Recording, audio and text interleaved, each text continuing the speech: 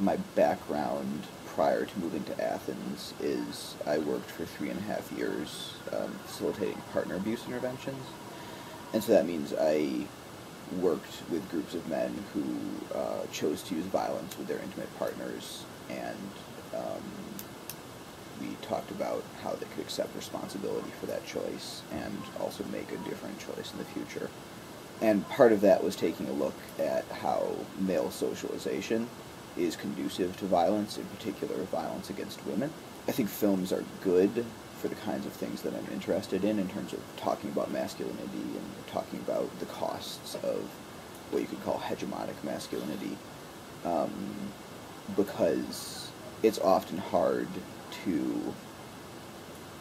understand these things in terms of one's own life, at least right away, but it's kind of easier if you can see a character kind of struggling with some of the costs that being a man sort of entails in our society, and it's a good way to kind of jumpstart conversations, and I think that's sort of the first step in terms of engaging men in preventing violence against women. It has been my impression that the folks who have attended have enjoyed the conversations we've had about the films. They have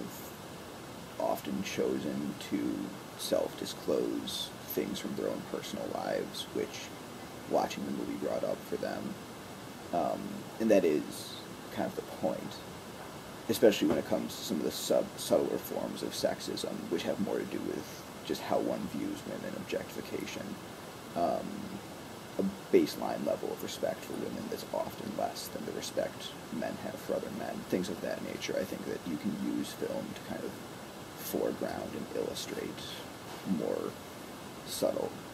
nuances like that.